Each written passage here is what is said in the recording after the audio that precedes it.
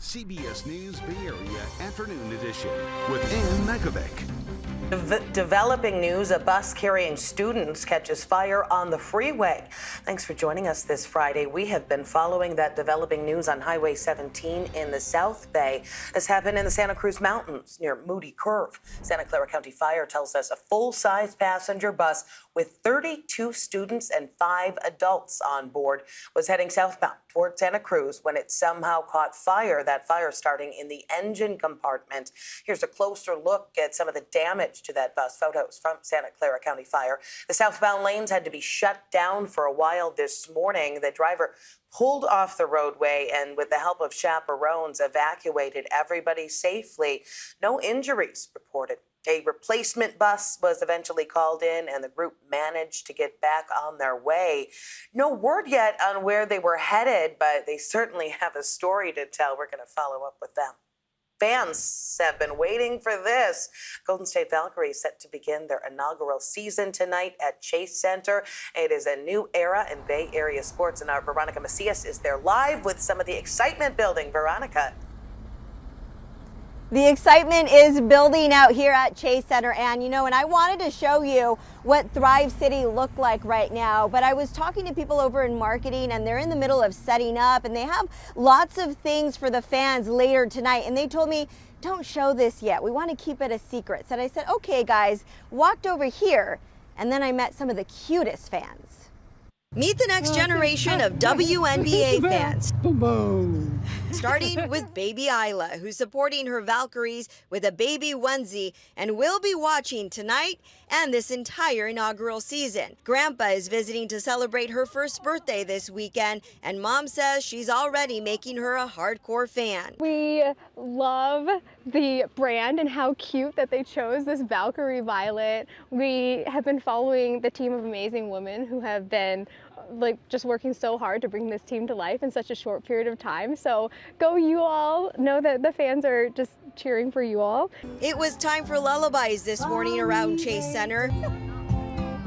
Parents excited that this next generation will get to enjoy a new team for a lifetime. Steph and the boys have always done so great over the past years, and now it's time for the ladies to get their turn and to really demonstrate for the ladies, for the youth. My sister played basketball all through high school, and I think it's really awesome. I have no coordination, so I wasn't able to do any sports, but I think it's really awesome. I love supporting women's sports. That's the most epic thing, and I'm glad that it's here in the Bay Area. As the Valkyrie players are getting ready for game day, they're appreciating all the fan support, even those as little as baby Isla. They're in their infancy too. They're taking their first steps, and the road ahead of them is full of potential. Oh, we've heard from the players saying they really want to honor the Valkyrie name. There is so much excitement out here, and even from the littles today, that smile melts my heart when I saw her. And Mom, of course, loving the team. Mom was talking about how on social media, some people sounding off right now with some of the players being cut from the roster, but also saying, hey, don't lose that momentum and that energy we have for our Bay Area team, the Valkyries. Go Valkyries! Oh, it's such an exciting day, and no spoilers from Veronica, letting the excitement continue to build until the big game. Thanks for that preview. Well, fellow Bay Area sports teams are wishing the Valkyries good luck. The 49ers posting this on social media. The Warriors also posted with the hashtag Bay Area Unite. The Valkyries are coming in just as the WNBA's success has been growing. 2024 marked the league's most watched season with more than 54 million total viewers and its highest total attendance in decades. And CBS News Bay Area is your home for the Valkyries. We have pregame and postgame content coming up tonight on Pix Plus. That is on Channel 44. If you have cable, it's Cable 12. Throughout the season, more than 30 games going to air on KPIX and Pix Plus. We also have a weekly show with behind-the-scenes access. Well, soon you're going to have 5 new entertainment zones to enjoy music and events in San Francisco. Mayor Daniel Lurie just made that announcement, hoping to attract more visitors and locals. Revitalizing our city is not only about big brands and downtown towers. It's about people. It's about bringing joy and life back to our streets, block by block. Okay, so the 5 zones where you will likely see some street closures and outdoor bars: Valencia Street, Pier 39, Ellis Street between Stockton and Powell, Folsom Street between 7th and 8th Streets, and Yerba Buena and Jesse Square between Market and Mission. Runners and non-runners gonna hit the street for Beta Breakers this Sunday. It is a San Francisco tradition. A lot of people wearing costumes for the 12K race. Some people going naked. Whether you're going for time or just having fun, it is a big event. The route starts at the Embarcadero and takes you through 9 neighborhoods all the way to the Great Highway. Sunny skies in San Francisco today. Let's check in with First Alert meteorologist Jessica Birch for the rest of our weekend forecast. Jess. It's a great day today to get out there and train for Beta Breakers. Tomorrow's going to be a little bit cooler, and then we have warm weather once again as we head into our Sunday forecast with light winds around the corner. Tomorrow's the exception of everything I just said, though. Let's start off with today, talking about 70s and 80s throughout all of our inland spots. We have 50s and 60s along the coast and the peninsula. It's a good day to get out there, get some fresh air, especially as we head into this afternoon. It's been such a long week. We kicked it off with rain. We wrapped up with warmer temperatures. But heading into this weekend, this area of low pressure is dipping down just enough to bring in some cloudier skies tomorrow and some pretty breezy winds, if you ask me. Let's take a look at tomorrow morning, for example. Around 5 in the morning, we're already up to around 30-mile-per-hour winds sweeping in from offshore. It gets stronger just around 10 a.m. before even lunchtime occurs. And then all the way into our dinner time hours, we can expect up to around 40-mile-per-hour wind gust into San Francisco. Now, that seems concerning if you're thinking about Beta Breakers the following day, but the good news is we wake up Sunday morning with conditions way lighter, beautiful weather, and warmer weather, too. I'll have more on that coming up in just a bit. Thank you, Jess. New at noon, President Trump's sweeping agenda is on uncertain ground on Capitol Hill. Group of Republican hardliners just blocked the president's tax and spending cuts bill in a key committee vote. The holdouts want stricter overhauls for Medicaid, along with deeper cuts to a clean energy tax program. GOP leaders now have to determine if they can find a way to win over the holdouts. Taking a check on Wall Street now as we close out another week. Right now, the Dow is up more than 300 points. Still ahead at noon and streaming on CBS News Bay Area, a worldwide hunt for biodiversity in our Project Earth. How it started as a competition between NorCal and SoCal. Plus, on this Food Allergy Awareness Week, a study offering hope for kids with peanut allergies. And let's take a live look outside before we head to break, because as Jess just said, it is a beautiful Friday around the Bay. We're going to be right back.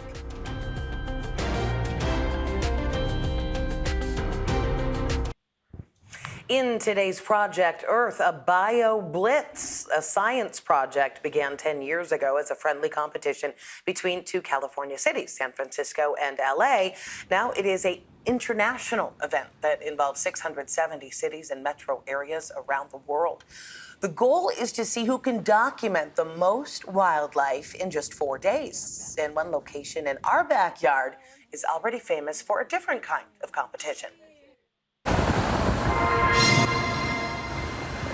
South of San Francisco, the massive waves at Mavericks draw surfers from around the world.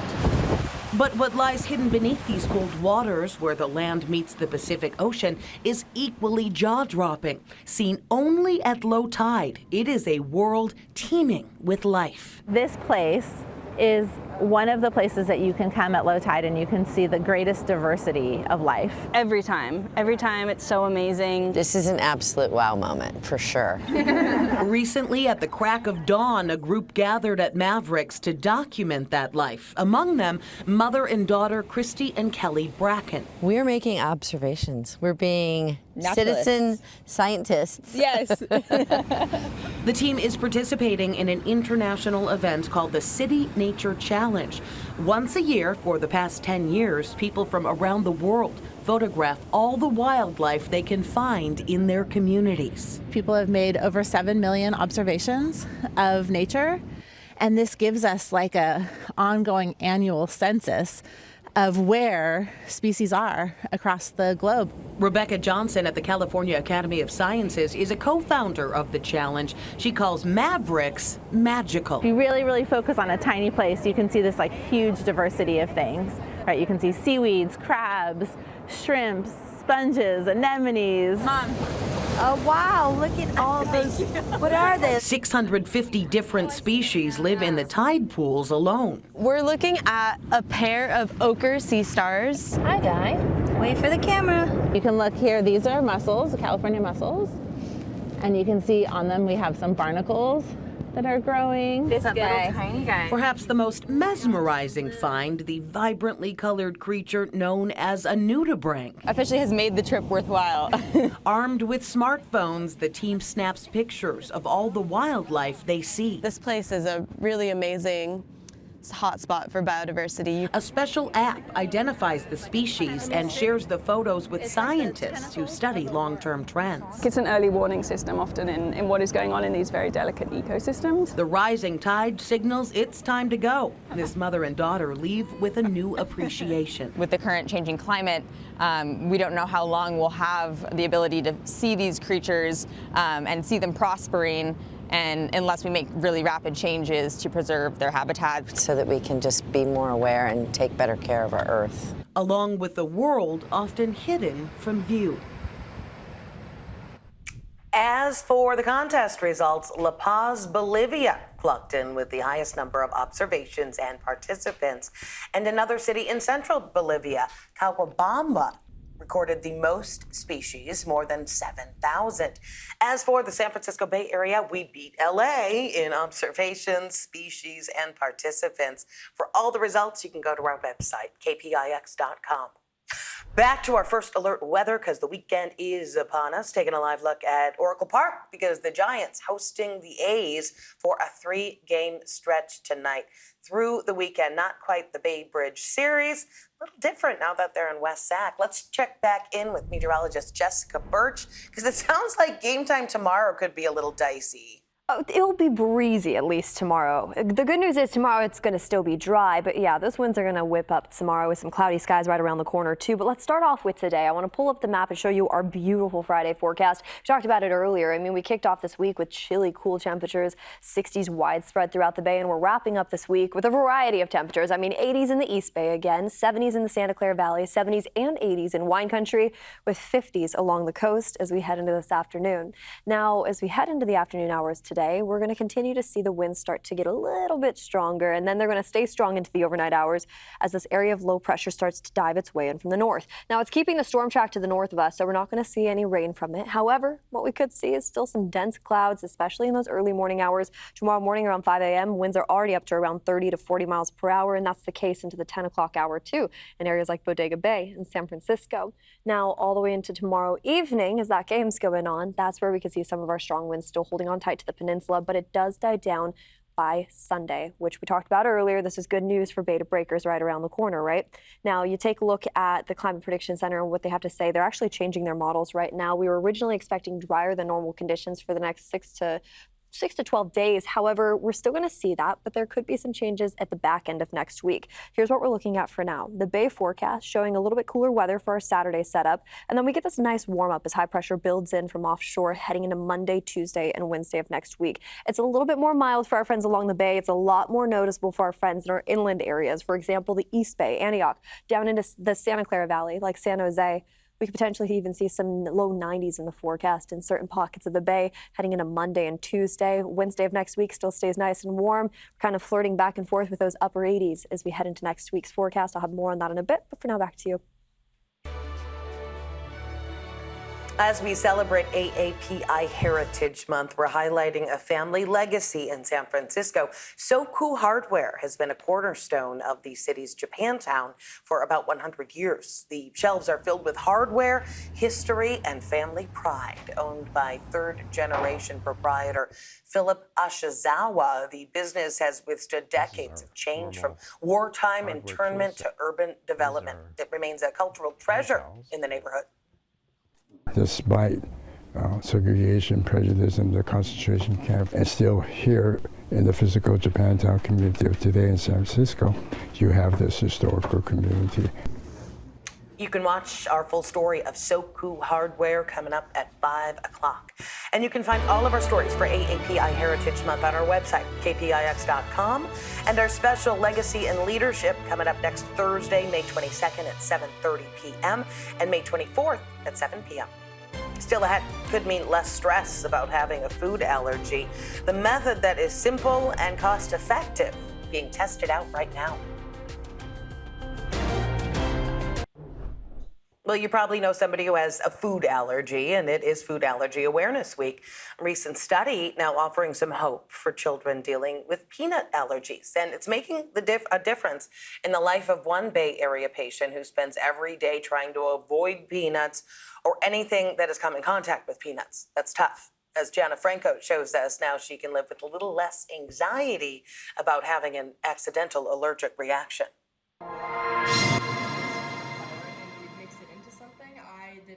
I ate the whole thing, and then my throat started to feel weird. 13-year-old Lucy is allergic to peanuts and spends her life avoiding anything and everything that comes in contact with peanuts. And that one's your first birthday. And it isn't always easy. Just ask her mom, Elizabeth. I think my husband and I and the extended family became very vigilant about making sure we knew how to read labels, knew what to look for, knew what we needed to avoid with Lucy. And these moments are scary for Lucy and her family. But it definitely was nerve-wracking at times, not knowing, homemade foods, that kind of thing. You're not sure if what they used was an ingredient that may contain peanuts, could have cross-contamination, that kind of thing. But there's hope. I knew that oral immunotherapy existed, and we just hadn't really thought about pursuing it because we had been successfully avoiding peanuts. A new study done at Mount Sinai in New York showed that gradually increasing peanut intake over the course of 18 months allowed 100% of participating children to safely consume 3 tablespoons of peanut butter without an allergic reaction. Which means that they could eat a peanut butter and jelly sandwich, which is remarkable to go from avoiding peanut altogether to being able to eat a peanut butter and jelly sandwich. Dr. Jaspreet Dami, a board-certified allergist and immunologist at Latitude in San Francisco, says it's simple, cost-effective, and could be life-changing for so many people. I hope that patients and families out there know that there's a path forward beyond just avoiding their allergens and carrying their EpiPens so that they can ultimately live a life that's less restricting and is more safe. Lucy has just graduated her treatment after spending the last 10 months in oral immunotherapy. Graduating means that I'm now on the maintenance dose, which is 1.5 full peanuts. That means that I eat that every day for the rest of my life if I want to keep up this immunity that I have. Lucy can now eat a peanut and a half a day. It might not sound like a lot, but it's a game changer for her and her family. Now I can eat things that have a small chance of having peanuts in it because it's a very small chance that it'll be more than 1.5 peanuts, which is what I'm eating every day. Are there other foods that you're getting to experience that you're like, oh yes, I've always wanted to try this? Mostly a lot of chocolates. There are still a couple candies that I'd like to try that I haven't tried yet. Things like Twix and other types of M&Ms. Giving them a sense of comfort as Lucy ventures out more into the world on her own. Well, the hope is that this is just the start for potentially approaching other food allergies. We'll be right back. We are following an unusual protest on the Bay. A group of artists on kayaks are protesting Chevron by blocking an oil tanker. The group launched from Point Malate in Richmond this morning, and they've gone into the security zone of Chevron's Long Wharf. That is a main intake point for globally transported crude oil. They're trying to block the Texas Chevron oil tanker from bringing crude to a pipeline.